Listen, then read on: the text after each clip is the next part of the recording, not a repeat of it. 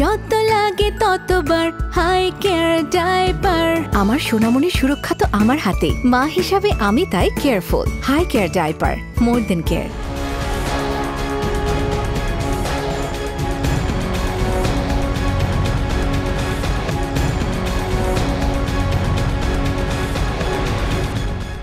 সাড়ে 31 ঘন্টায় 4 বার ভূমিকম্প হয়েছে বাংলাদেশে। ভূমিকম্প প্রবণ বাংলাদেশে কতটা সচেতন সাধারণ মানুষ, শুনবো তাদের মুখে।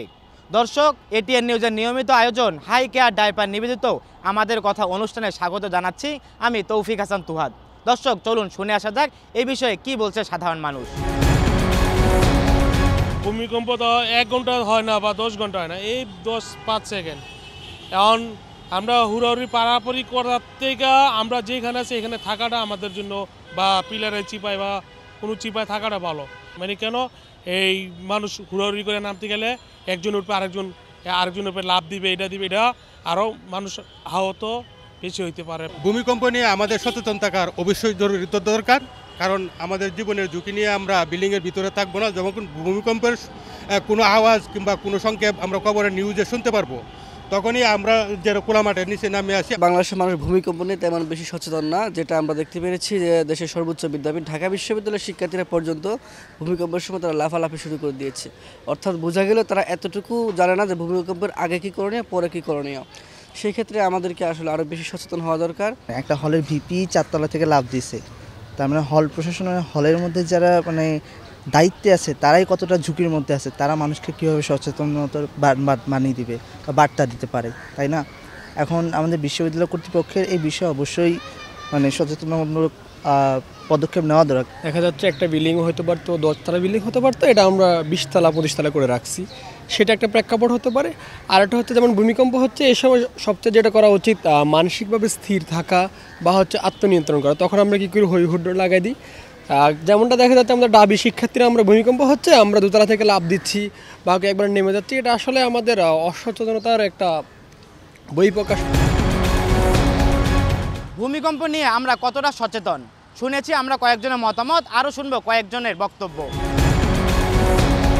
ভূমিকম্প যেহেতু কোনো ধরনের আগাম সতর্ক সংকেত ছাড়াই সংঘটিত হয় এবং এটি একটি আতঙ্কিত হওয়ার মতো প্রাকৃতিক দুর্যোগ, সেই জায়গায় মানুষ অনেকটাই সচেতন, কিন্তু সচেতন হয়েও আসলে সে যেহেতু সতর্ক সংকেত পাচ্ছে না, আগাম কোনো ধরনের সতর্ক সংকেত ছাড়াই যেহেতু তাকে এই দুর্যোগটি মোকাবেলা করতে হচ্ছে বা দুর্যোগের শিকার হতে হচ্ছে, সেই জায়গায় আসলে সচেতন থেকেও খুব একটা লাভ হচ্ছে না। তো ভূমিকম্প এই বছর যেমন এই গত 3 দিনে যেমন 3 থেকে 4টা ভূমিকম্প হয়েছে, এরকম কিন্তু আসলে অতীতে কিন্তু এরকম হয় নাই।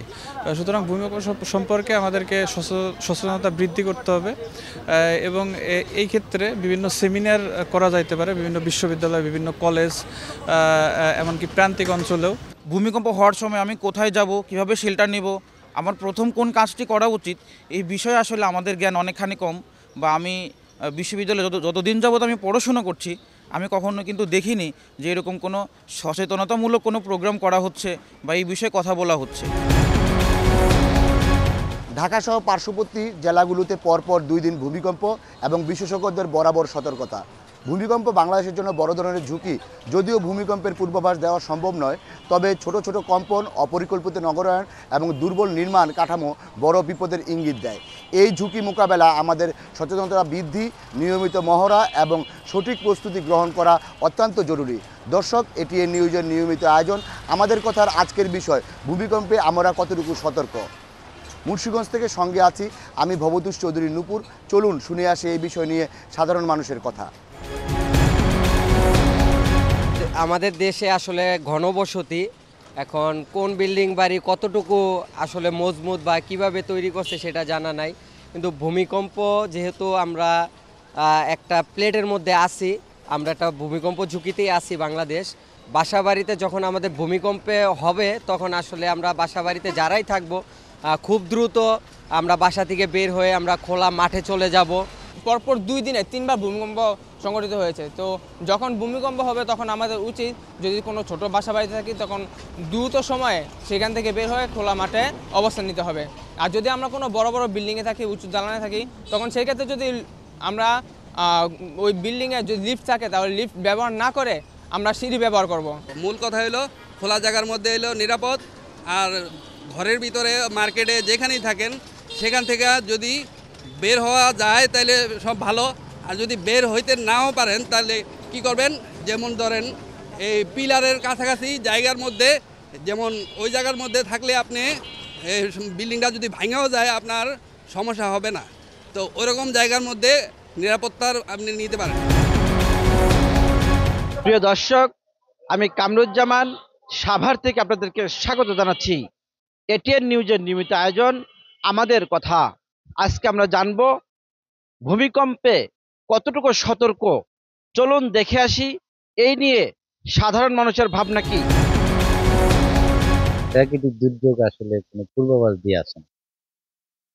এখানে সবচেয়ে গুরুত্বপূর্ণ বিষয় হচ্ছে দায়িত্বশীলতা, প্রস্তুতি এবং সচেতনতা। তো আমরা আসলে এই বাংলাদেশের প্রেক্ষাপটে আমরা যে ভবনগুলিতে সাধারণত বসবাস করি, হাইরাইজ বিল্ডিং বা সব ধরনের বিল্ডিং, আমরা আসলে কতটুকু বিল্ডিং কোড মেনে অথবা ভূমিকম্প সহনীয় বিল্ডিং আমরা আসলে তৈরি করি।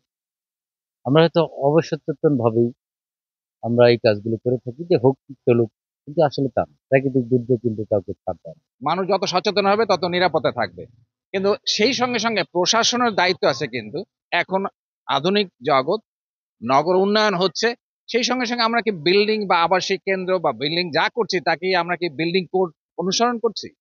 যারা কর্তৃপক্ষ তারা কি সেটা দেখছেন ভালো করে? এই ব্যবস্থাপনা নিচ্ছেন কিনা? যদি সেই ব্যবস্থাপনা না নিতে পারেন তাহলে কিন্তু আমরা ঝুঁকির মধ্যে আছি। ভূমিকম্প খুব একটা সতর্ক নই। আমাদের বিল্ডিং প্যাটার্ন বা বিল্ডিং তোলার যে মানসিকতা, সেখানে আমরা এই নিয়মকানুনগুলো খুব একটা মানি না, আমরা জানিও না। তাছাড়া ভূমিকম্প হলেই আমরা বিভিন্ন ভবন থেকে দৌড়াদৌড়ি করে নামতে চাই, যেটা খুবই ভয়াবহ। ভূমিকম্প হলে খাটের নিচে, টেবিলের নিচে, যেগুলো শক্ত যে সমস্ত কাঠামো আছে তার নিচে থাকা উচিত। হাই কেয়ার ডাইপার নিবেদিত আমাদের কথা অনুষ্ঠানের এই ছিল আজকের পর্ব। দর্শক, বিদায় চেয়ে নিচ্ছি আমি তৌফিক হাসান তুহাদ। দেখা হবে নতুন কোনো পর্বে নতুন কোনো বিষয় নিয়ে। ততক্ষণ পর্যন্ত সুস্থ থাকুন এটিএন নিউজের সঙ্গেই।